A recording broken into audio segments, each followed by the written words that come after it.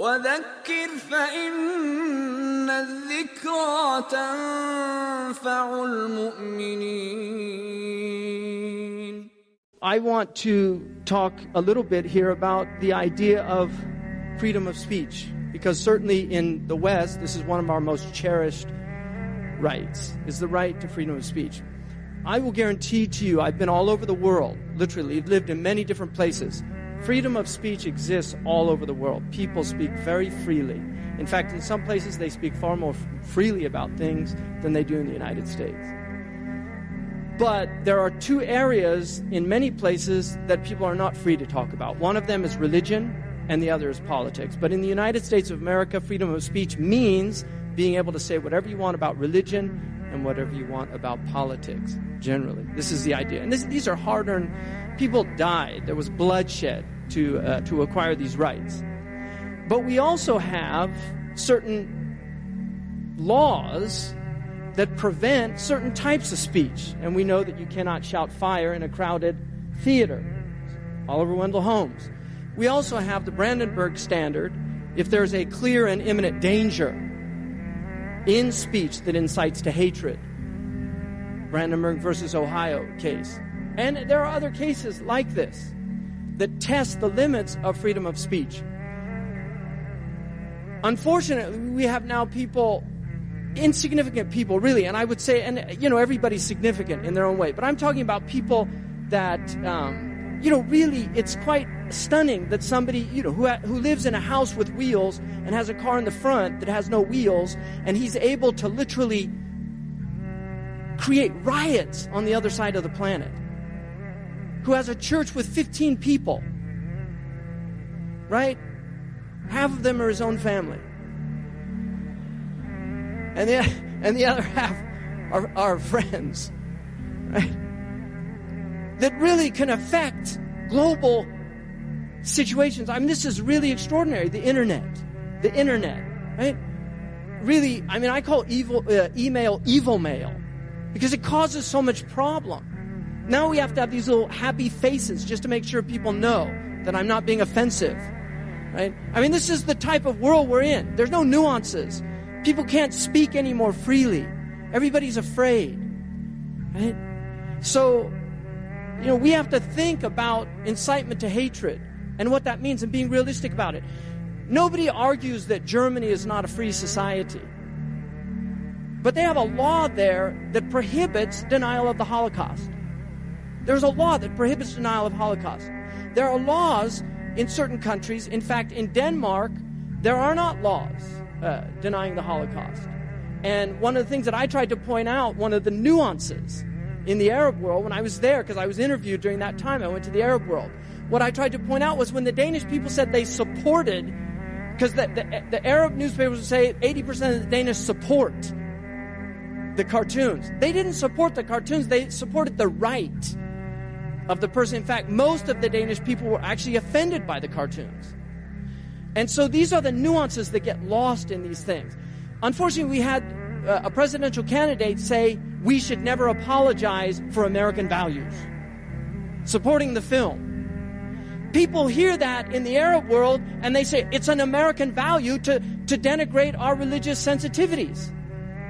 He was obviously saying speech, freedom of speech. But the point is, as Americans, do we really want to say it is an American value to denigrate other people's faiths, other people's beliefs? We can criticize those beliefs, write intellectual tomes about why Islam is not a true religion. There are many books like that, and nobody gets upset. Muslims don't get upset.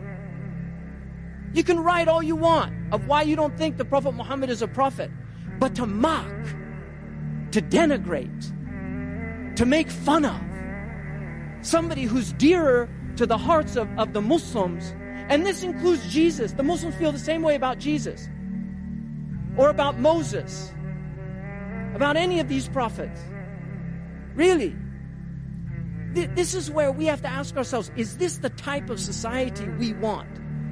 We have risen above racial denigration in this country, in the public space. If you denigrate somebody racially in the public space, you will lose your job.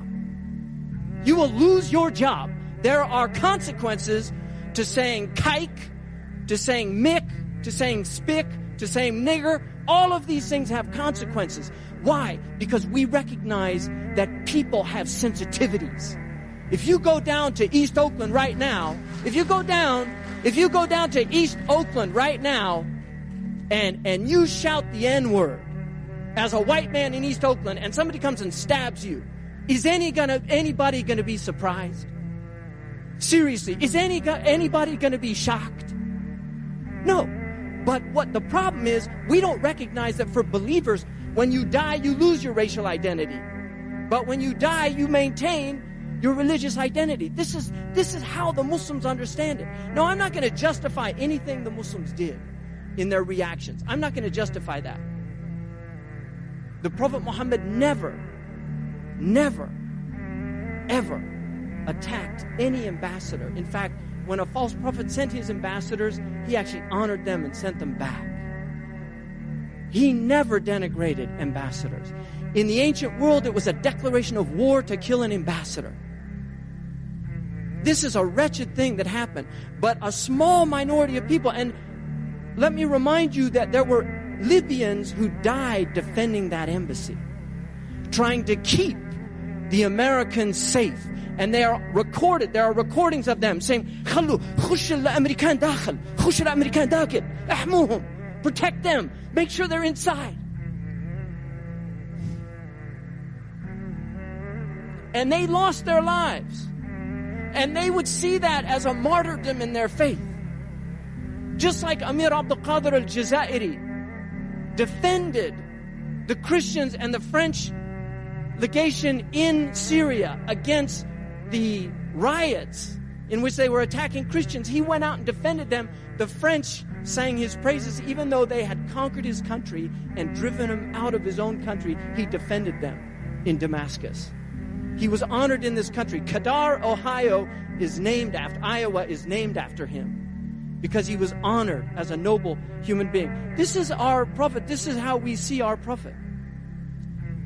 Now, I would argue that there is an element.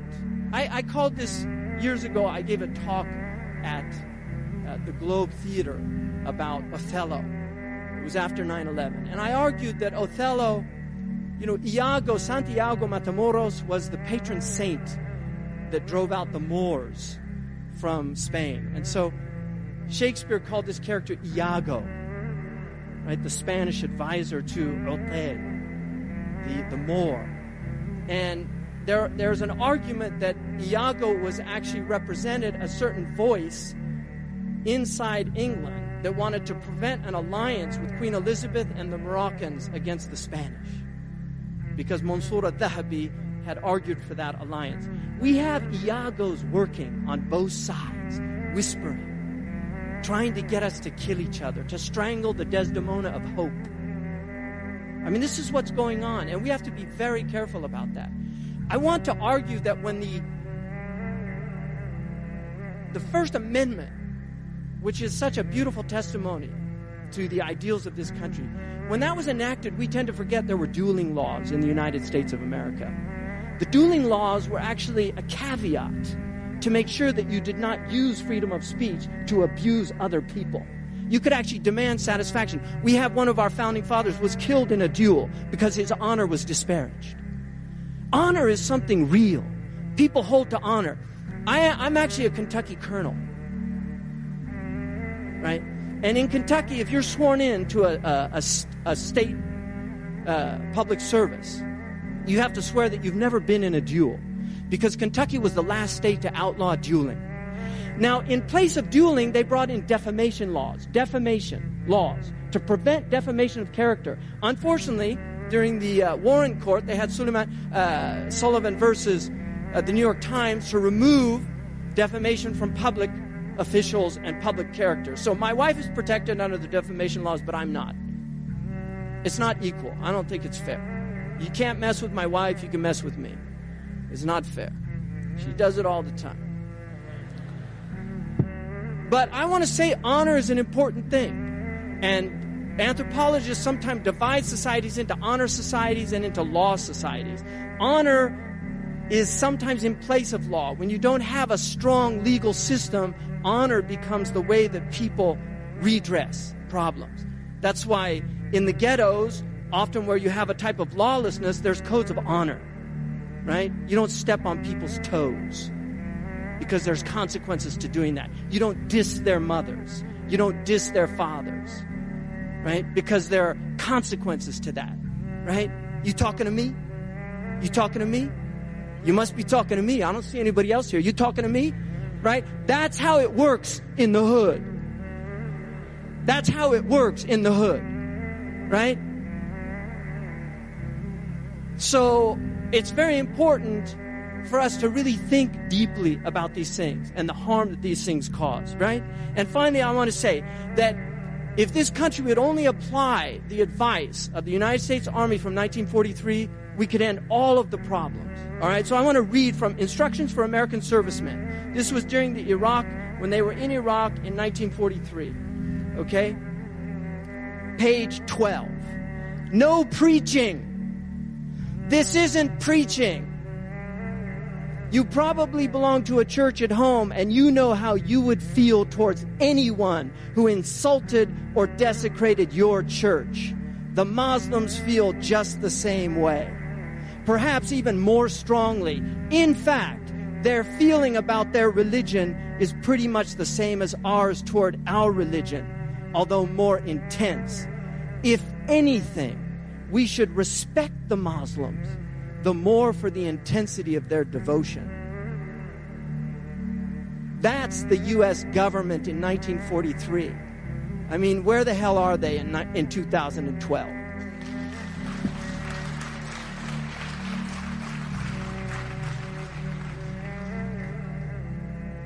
Right?